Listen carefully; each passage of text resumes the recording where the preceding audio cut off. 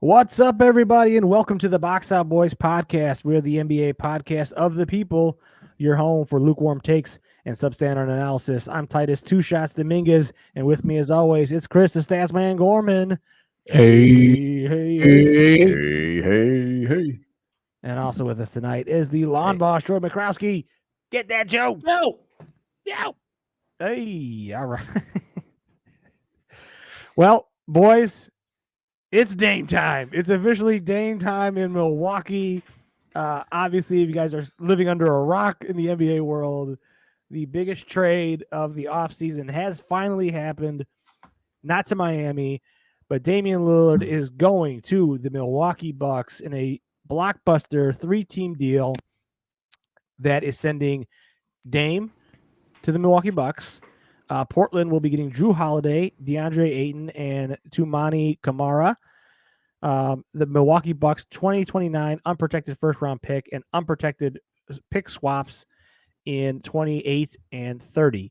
So a nice pick package there. Drew Holiday is believed to be on the way to a contender here shortly.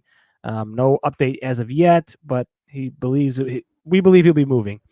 And then the Suns are getting Yusuf Nurkic, Grayson Allen, Nazir Little, and Keon Johnson, according to Wojnarowski and other sources. So first, guys, just instant reactions to the blockbuster trade. Joey, let's start with you, and then we'll get Chris's take. What? Just what? Where did this come from? Yeah. Where did this come from? Can you think of the last time a trade of this magnitude happened in the NBA without there being a rumor and a murmur of it, smoke? Like there's always something. Like these things never happen without there being some sort of conversation. Someone's coming. Like this wasn't even like built in a trade machine that somebody talked about in July when this all started kind of going down. So very surprising, very beneficial, I think, for all teams involved. I think Milwaukee becomes even more instant contender. I think their championship odds in Vegas increased drastically after the trade went down. Portland gets what they want. They get some picks. They get to keep their young core now kind of as the stars of the show. Yeah, Scoot. See what Scoot and Anthony and Shaedon Sharpe and all those guys can do. And then Phoenix, kind of sneaks in there and, they're rid of their DeAndre Ayton problem, which I think everybody was kind of wondering how they were going to get out of that deal, if they were ever going to be able to get out of it. And they kind of found the perfect way to do it. So all around wins. The biggest win for me as a Bulls fan is Grayson Allen is no longer too close to us, which is positive. But on the other hand, that means there's going to be 4 or 5 guaranteed L's probably on the scorecard or on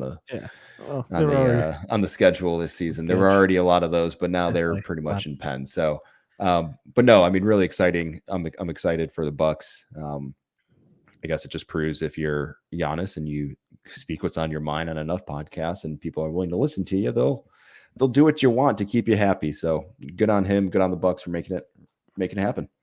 Yep, definitely. Chris, it's a reaction. Yeah, home run for Milwaukee Bucks. I love it. What's not to love about this is trade. What you do. They needed to do something. In hindsight, it was the most obvious move that Milwaukee needed to do. After coming out of the playoffs, losing in 5 in round 1, they needed a big shakeup. They needed more range on the outside. Drew, who's a very strong piece, great defender, helped with that defense. The thing is, the Milwaukee seemed to just have too much defense. So for them to get somebody like Damian Lillard, who's the best possible player they can get besides Stephen Curry, this is a home run for Milwaukee. Giannis expressed literally just 2 weeks ago that he was going to leave if Milwaukee didn't try to do something. Milwaukee went out and did something that Cleveland wouldn't do for the other guy that I'm sorry that I even brought up right now. But yeah, love it for Milwaukee. Blazers, fine pick. DeAndre Ayton's actually a perfect cornerstone. The guy's 24, 25 years old. Yeah. It's a perfect piece to fit with their timeline. Jimmy Grant's signing. Yeah, the timeline's perfect with Scoot, Shaedon Sharpe, and Anthony Simon. So I thought it was a home run pick for them as well. The Suns, I hate this for the Suns. I think this is the dumbest thing. They ain't doing anything with Joseph Nurkic, Nazir Little, Keon Johnson, Grayson Allen. Are you kidding me? Now they have Grayson Allen on this team. This team was already so unlikable as is, and now we had Grayson Allen to the mix. Nurkic maybe plays 50 games in a season. I know he played 56 last year, but and then it's like it kind of helps like everyone's on the same timeline, so I kind of understand why people like Nurkic over Ayton. I think people really overrate Nurkic here for this trade. So I get Suns got some depth, they got some bandwidth. Yeah, They got some turned one pieces. contract into 4. But I don't know who Nazir Little or Keon Johnson really are. I don't know. Like I've seen them play a couple times maybe, but they're I don't like it for the Suns, but I love it for the Bucks. Yeah, I So kind do of we agree. think Kevin Durant to the Bucks by like February? Yeah, February, this March? is the next chapter's coming soon. Right, yeah, actually. The memes write themselves on this one. That's too easy. Too easy. No, I kind of basically agree with you guys. Home run for the Bucks for sure. I mean, maybe the one thing you could say Giannis and the Bucks kind of struggled with, throughout their playoff runs was that definitive closer. Well, they got that, maybe if not the best guy in the league at that, certainly one of the top 5 in the league at closing games, hitting big shots. I mean, it's Dame time for a reason, man. They don't, He closed out 2 playoff series, Yeah. right? With those kind of crazy shots. So when you got that guy and then the freak that is Giannis Antetokounmpo, it's certainly a nice, 1-2 pairing for sure. I like for the Blazers, I really like those picks. I know some of those are just swaps here in 28 and 30, but potentially this run with the Bucks should be kind of coming to an end at that point. So you're kind of gambling on, hey, maybe those picks are really good. Those are some good swaps. Potentially having 3 solid first round picks to rebuild your franchise to in the next 10 years or 3 to 5 years, whatever that is. It's a while in the future, but that's good. And yeah, I'm kind of with you, Chris. I don't know if I love it for Phoenix. I do like the idea of getting depth for them. They did need some help filling out the bench. I mean, Grayson Allen, big a tool as he is a piece. I mean, he's a tool. He's a tool. He's on the something. court too. Yeah. He'll do something. So I mean, he'll play for you. And then Nusif Nurkic or whatever. He's fine. He'll be all right. So, question from Phoenix perspective for you guys. So obviously you got Beal and Durant taking your first run at the Jokic powerhouse that is Denver. Do you think it would have made sense for them to, kind of stay out of this and keep Ayton for one more season and see if he becomes a slightly better player with those guys around him? Obviously he's a bigger body to go against Jokic than Nurkic, and really anything you do in the Western Conference around a big man should be to match up to him, right? Yeah. So do you think they jumped the gun, or was this kind of like, hey, if we don't do this now, there's a chance we're never getting rid of the guy who doesn't want to really be here in the first place? Yeah, it kind of made sense because I think last playoff series, Ayton did prove that he couldn't guard Jokic, and the Suns did nothing to add to that. Yeah. So they're like, all right, maybe Nurkic can do it, which he won't. But it's cool for them to try. I don't know.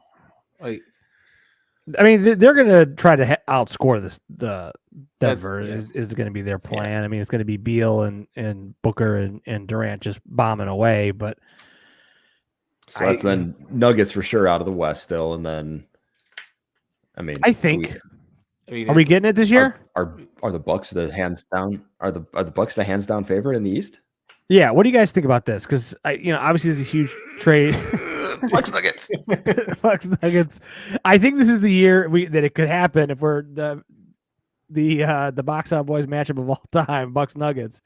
But Chris, what do you think? Does this make Milwaukee the clear cut favorite over over Boston, over Philly for sure? I would imagine, but Boston probably in the mix. They were talking about how this kind of shakes up the East, but Milwaukee was already the 1 seed last year, right? Before this trade, so they're even more of the 1 seed now. I feel like with this trade, Boston. We'll see how Porzingis fits with that offense, with that team. I don't want to go through. Yeah, it's definitely Milwaukee. Yeah. Milwaukee's. I mean, I think this does make them the favorites because we have our our preseason picks coming up, and I've been kind of mulling around. All right, who's going to be my finals picks, who's going to be my conference finals picks, and I honestly really wasn't sure in the Eastern Conference who I was going to take to come out of the East. I think you kind of have to go with Milwaukee here, at least preseason, because they were that they have the pedigree, they've won a title. Giannis is for the most part that core is intact, and you're adding a top 75 player of all time here.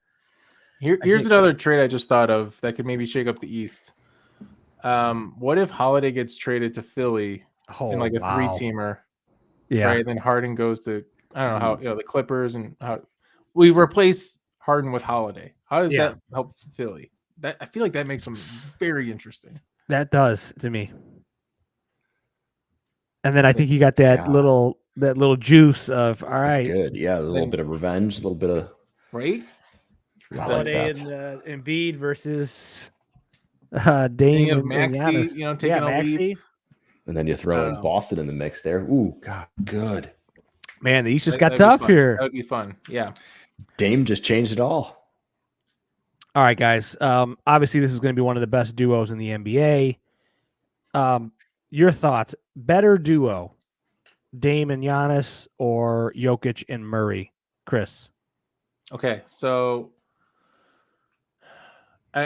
initially I want to be like, yeah, Dame, Giannis, 100%. But man, like Jokic and Murray got 30-point triple doubles in the finals. Yeah, right. That's tough. And I'm giving me Jokic and Murray until further notice. Joey, are you on the same page? I think that's where I lean to. Yes, I am until further notice. I need to see how this works out. I feel like it won't take long to make it a very compelling argument, on either side of this. But for now, you go with the proven hand. Honestly, I think Murray and Jokic are the top duo in the league. Yeah, I think so. Right now, weird to say it, but I think they are. Yeah. Yeah, I mean, a little recency bias, but I still, yeah. I mean, Anthony Davis and LeBron. That's the other one came to mind. Tatum and Brown. If we do get Tatum and Brown, true. I mean, if we do get Bucks Nuggets, who would you guys pick? Give me the Nuggets. Nuggets. Ooh, and Bucks. All right. Oh man. I think I would go with the Bucks only because I just don't know if Jokic has got that nasty in him to like I'm gonna go do it again. I just don't know if he's got that nasty. Yeah, Giannis got that nasty in him, man. And especially after he was talking just this like, summer. wait, how long do I have to play until? No, can we just... he's like, come on, Giannis. And Giannis is going to be. I mean, hey, I made some comments and you guys went and did it for me, so he's going to have to live up to. Yeah, I mean, they can't fizzle out like they did last year. Hopefully, Middleton can come back from that injury and actually be a I think that is going to be the next factor because I think Middleton is a better 3 than Denver's got. You know what I mean? If MPJ, but it's kind of like whoever shows up, and I think if Middleton shows up, all right, I think the Bucks have that edge. But if not, there you go, man. But all right, anything else on this, guys, or? You want to just wait to see how things start to shake out? I think we got to wait and see how it shakes out. This has got to be it, right? This has got to be the last big storyline here before, unless Harden's the only last. Harden's the last. Well, we'll see where Holiday goes too. That is all. Yeah, that's all quiet on the Eastern Front. So nicely done. Yeah, is that a movie? I believe so. All quiet on the Western Front. Western Front. Western Awards on Netflix. It's really good. There's a remake. It's been remade like 3 or 4 times. But it's like the Magnificent Seven. Is Tom Hanks in it? No. But Joe, you'd like it. You're a war guy, right? You seem like a war guy. Yeah. I like war. You seem like a war guy. On that note. What is it good for? Absolutely nothing. Oh man, it's been a long night of recording, and hopefully this drops. And you guys give us your feedback on the Dame trade. What do you guys think? Does this shake up the Eastern Conference? Are they the legit, clear-cut favorite? What's going on? Well, that is it for us tonight. Follow us on the social medias at BoxOutBoys. Slide in those DMs. Be sure to subscribe, rate, and review wherever on YouTube and Spotify. We very much appreciate that. So until next time. A box out.